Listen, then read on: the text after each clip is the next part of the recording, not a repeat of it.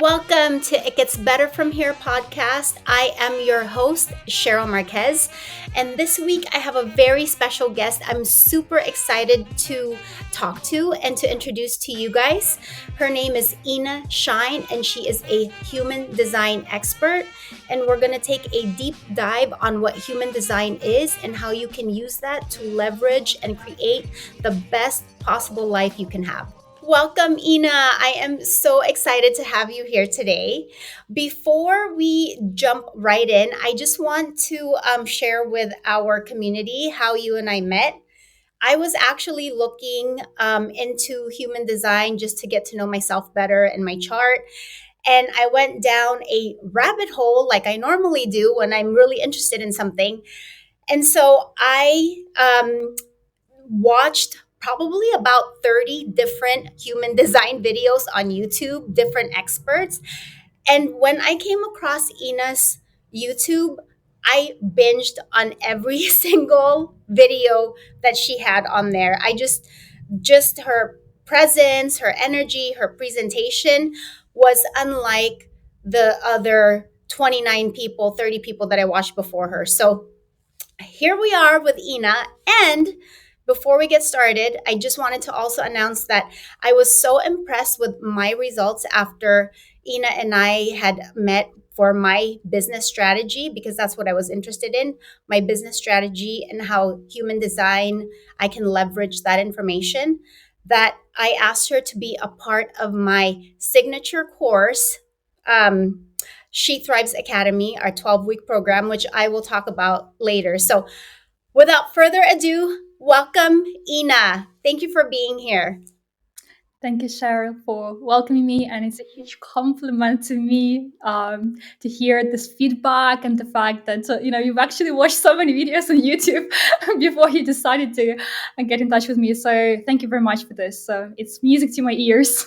Absolutely. And also, confession, I didn't just watch your YouTube videos. I also looked at every single Instagram that you had before messaging you. So I was already like pre-stalking you. That's just I feel like I'm a smart consumer, so I have to do my due diligence before I even, make a decision. But once I make a decision, that's it. Our listeners that don't quite know what human design is, could you please tell us what that is? Yeah, of course. So I'm trying to use very simple terminology because, like with every system, every wisdom and knowledge, there are a lot of like professional terms. So, in simple terms, human design is a personality assessment tool, and it's actually a quite unique blend of modern and ancient wisdom systems. Like maybe you've heard about scientific assessments like Myers-Briggs. So this is a scientific assessment of one's personality. Maybe you've heard about genes and the genetic makeup of a person. Quantum physics, astrology, which is more like spiritual, chakras. So if you think about human design, it's a blend of the ancient and the modern, and it gives you that comprehensive analysis of who you are, how you're different from anyone else on this planet, what's unique about you, what is your energetic makeup, what do you consist of in terms of energy, of course. And I think that's the simplest explanation I could come up with. That's a really, really good explanation. And so, from my understanding, based off of what you said, and also my own understanding from, again, tons of research that I've done on this human design, is that it's, yes, it is like a personality test, but it is different in such a way, like you said, that it blends, ancient spiritual wisdom, astrology, physics, and everything else. So there is a very different like element for human design, and I just want to make that distinction so that our audience can understand that this is something that's super special, because it is like your thumbprint. No one is like you. Is that correct, Inna? Like there's no what other person that is like you with your human design profile. Yeah, absolutely. And the founder of human design, Raoul, he's from Canada. He actually he wanted everyone to have this association with human design. This is a science of differentiation. It shows your uniqueness, right? It shows what's different about you as opposed to other people, especially when it comes to your energy, right? Like we are all different and our energy is something that makes us different. So that's what human design explains in a very detail. It is very very detailed, guys. I have to tell you, like, it's basically a blueprint, but I'm gonna let Ina explain that part. So what I love about it is the science. Like, I'm really, like, I could be very logical when it comes to certain things, and just because someone tells me a particular way of how something works, I need to understand, okay, but how? So I have always that, curiosity. It's never left me, and I'm a very curious person, which has served me very well. So let's talk about how this human design can be leveraged by our community. And my community is, divorced women and single moms. So um, a lot of them are on a journey of self-discovery and reinvention. We have so many different hats and different identities that we are told from our conditioning and just society in general. Can you tell us how can human design help them reconnect with their true selves? Yeah, absolutely. I think the cool thing about human design that you can actually use it for various purposes. Of course, with you, Cheryl, we worked on the business aspect of your life, like how do you self-actualize in alignment with your natural gifts and talents and strength. But of course, you can use this in any other area of your life. For example, in relationships. So knowing that human design can provide you very detailed information about who you are, about your patterns, your natural tendencies, your strength, how you influence other people, and even your own genetic traumas and shadows and those kind of vulnerabilities. I think the biggest and the most outstanding benefit is that it provides that self awareness about Mhm. you, who you are, but also who is your partner, how is your partner different from you, like that. It kind of provides that understanding of differences between us and people who we are interacting with, and it provides that additional awareness of what is the right way to interact with the world around us. What is the most natural way for us to be in relationships? What are the most common maybe traumas, blockages, relationship issues that might pop up because we don't understand who we are, what's our uniqueness all about, but also the same for our partners. So essentially, it's that comprehensive understanding of yourself in relationships, how your energy influences other people, and how other people's energy influences you. So Yes, Ina, thank you. And I think that's so invaluable because as you're saying that, you know what I did? I looked up my kids. I looked up my boyfriend. I looked up my sister. I looked up my nieces. I mean, like, they're freaking 10 and 16, and they don't know any of these things, but I want to get to a level of understanding where not only do I know myself, but I want to know the people around me and how, like you said, I can best interact with them.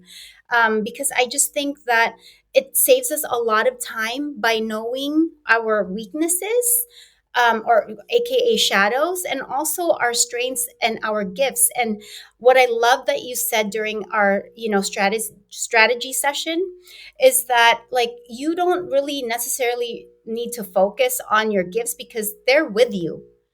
So, it's really what you need to look out for are the shadows that you don't know. Like, you have like an inclination, well, wait a second, I don't feel quite right about this.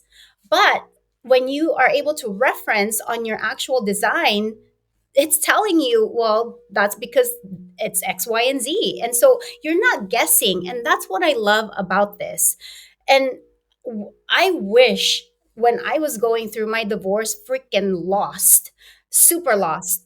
I had some sort of, like guide, because my internal compass, my intuition was broken at that time. I was trying to make sense of it with my mind, and it doesn't work that way. It will really lead you in the wrong path. And that's what happened with me. As you know all about me, Ina.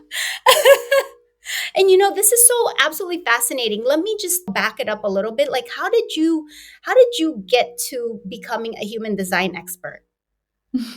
It's a very interesting question. But just like one comment about what you just said is that I think, from my personal experience, the reason why most or a lot of relationships fail, unfortunately, is because people simply don't know themselves, right? Like, very few people are interested in the internal stuff. We are all interested in like our desires, what we want to attract, the type of relationships that we want to have, but very little focus goes into like self-awareness and understanding of who you really are and your true desires.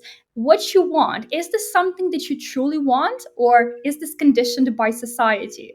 I think that's the most beautiful thing about human design, that it can really show you like who you are, what are your true desires, your true needs, wants, wishes, values, versus those ones that may be imposed by society, by other people.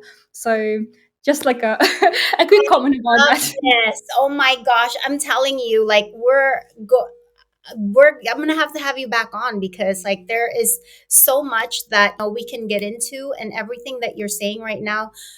People don't understand that self-awareness is key, because it is how you show up in the world. And when you show up in a certain way, that is also the your external environment. Like, it is only a reflection of what's going on within. So, ooh, I love this, Ina. I kind of lost my track here. Oh I no, need I to asked answer you the about I question. asked you about your journey. Yes.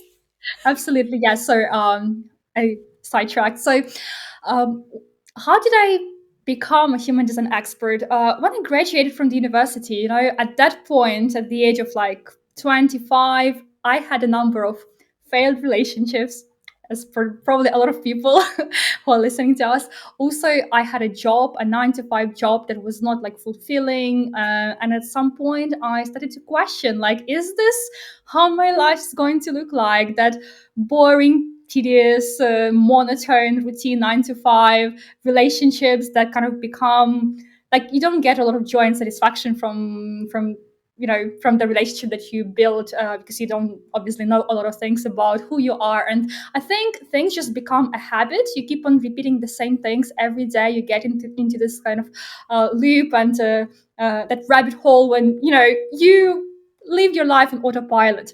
And because I'm naturally, self-aware and very curious, very inquisitive, I was like, all right, I need to really understand, first of all, within my career and self-actualization, who am I? What are my strengths? And like, how do I choose a career that is in alignment with who I am? So it started more from the career perspective, because I was not really happy with my lifestyle. And then once I started to dig deep into that self discovery, there's different like personal assessments. I've tried everything. I've tried Myers Briggs, numerology, astrology, human design, tarot, all the systems that you can perhaps think about, yeah. So probably similar to you. And because I was really desperate to get that clarity, right? Like, I knew that there is something very powerful in me, but I just don't know what it is and how to express that. And then obviously human design was one of those systems that I dived into, and that information really resonated with me. I booked a lot of readings with like professional human design analysts, experts. I've invested in, I don't know how many courses. I spent over like 10K on like understand, because I wanted to not only understand myself but to learn this. I want to be able to use this not just for myself but also to help my friends, the people that I know. And this is how it became not just a hobby but also my profession, which I'm super passionate about to this point. Oh gosh, thank God. Sorry, but yes, thank God you had all of those failed relationships and all of those experiences, because otherwise you would not have been able to shine your gift. Like, this is your gift, and you're so good at it. you guys don't have to take my word for it. I'm going to leave Ina's information in the show notes, so we can talk about that later.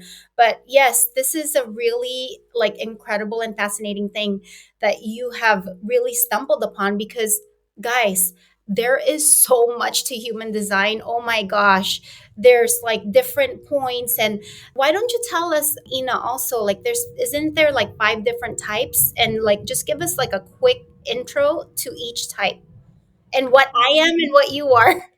Yes, so we're actually at the same time. So, of course, it's not the right thing to kind of put people in boxes. You know, like in Myers Briggs, for example, they have different combinations, and it's almost like there are certain systems that put you within certain, boxes which you don't want to be associated with. But with human design, it's more about the different energy types that exist on this planet, and based on that energy type that you have, you would have a certain human design type. So, for example, generators, that's one of those types, and MGs, or manifesting generators. So it's a complicated human design terminology, but this is one type of the energy field, or one type of aura.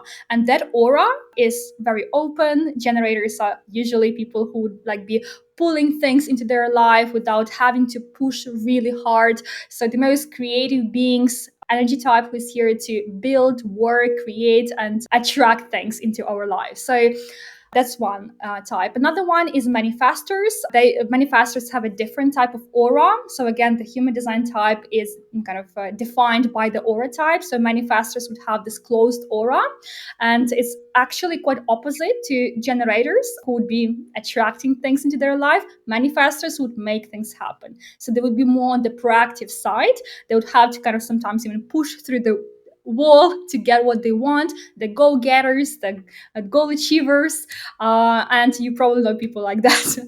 And also there is another type called projectors.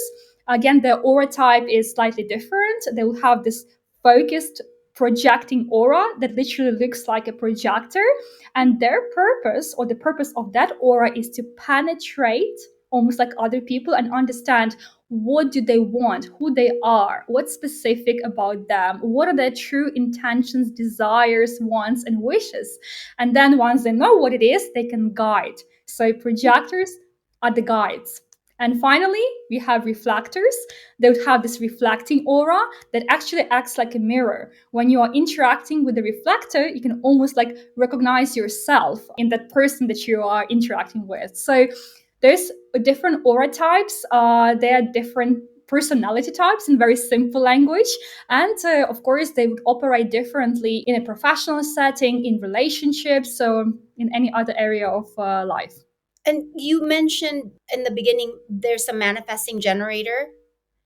Yeah, What? so So that's obviously, hello, the name. It's a combination. So yeah. tell us what that actually means. Like the hybrid. They're a hybrid. Yes, so the manifesting generator is exactly the hybrid between generator and manifestor, and their aura type will be the same as of a generator, but they are, I would say, MGs generally much quicker when it comes to expressing themselves. Their energy flows much quicker in comparison to a normal generator, and basically we have the characteristics of the manifestor, meaning like we are quite goal oriented, we are quite impatient because we want to achieve their goal ASAP, but we still operate like generators. So our aura would attract things into our lives. It's a very interesting mix that, of course, has its own kind of strength and vulnerabilities. I would say 70% of world's population would be generators, and 35% of that would be a manifesting generator type. Wow. Well, I'm the 35%, and Yes. so are you, Ina. Okay. And I'm like, yep, that is totally me. I move very, very fast. As you already know that. Yeah, we tend to speak quite fast. We tend to take action, I would say, faster than, I would say, a pure generator, because that energy in us, it just flows like a river, much faster than a, a pure one. Well, this is really great because, like, for the divorced women who are feeling stuck, and also for like the single moms just navigating just a single or even co-parenting with a toxic ex. That's a like I just got a download that that is actually really important for them to know who they're dealing with. Like what is your ex-spouse or ex-significant other, what are they like, and how can you best like navigate your children? Because truly, whoever is listening to this that is a single parent, you cannot tell the other parent what to do. Unfortunately, you cannot tell them how to parent, and I went through that myself, and it was a very, very difficult thing that I had to just accept and surrender to, because there's nothing you can do. And like when you can't like control a situation per se, you have to release it and just and pray, and yeah, just be in that certain mindset. So for the divorced women and the single moms that is creating a new life, they want to move their lives in a different direction, a better direction, how can they leverage human design to like recreate, to be a conscious creator and take control of their own reality?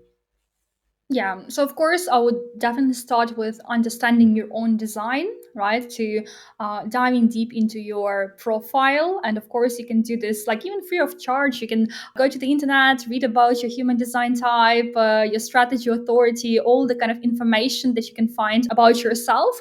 And I think once you have that awareness, you also want to, there is a thing in human design called strategy. And that strategy is, I would say, the most important element of your profile that you want to truly understand, because you want to create your reality from scratch. You want to create something completely different to what you have experienced. And guess what? That strategy, that human design strategy that you have, which is specific to you, will tell you a lot of interesting information about how should you be making decisions, what is the right way for you to manifest. And there is this misconception, actually, especially in the manifestation and law of attraction world, that we just attract things into our life with our thoughts and actions, which is correct. However, I think what a lot of people don't mention is that every single human being has their own unique manifestation strategy, right? The way we achieve goals, we attract things into our life, really depends on our personal energetic footprint, on who we are. And that information can be revealed in your human design profile, so you would know exactly what's the right way for you to manifest that desired relationships or pretty much anything that you want. That's a really good point, Ina, because again, I'm reflecting on my own experience and also knowing my blueprint with the human design after our sessions is the fact that, wow, I was I was a different person before, and as I embody more of myself, it's self-actualization, self-realization. I totally understand where you're coming from with that, because like I'm very impatient. The old me, very impatient, controlling, overachiever, hustle culture. And it was constant burnout, constant burnout. I was not in the flow state. And so, really, by sheer will, am I, and exhaustion, am I making things happen as opposed to ease and flow? And that doesn't mean be lazy, guys, okay? Like, I don't like it, doesn't mean don't do anything. It means that, you're honestly like, you are consciously creating with the universe and higher powers, because there is that. And this podcast is going to challenge, I'm going to challenge you in how the way you perceive yourself and perceive the world, because the veil is thinning, guys. It's time to wake up. And that's why I'm going to have, experts and thought leaders that is going to challenge the way that the norm, what we have been told to think, we have been told to do. This is not about that. So we're going to get real here, guys.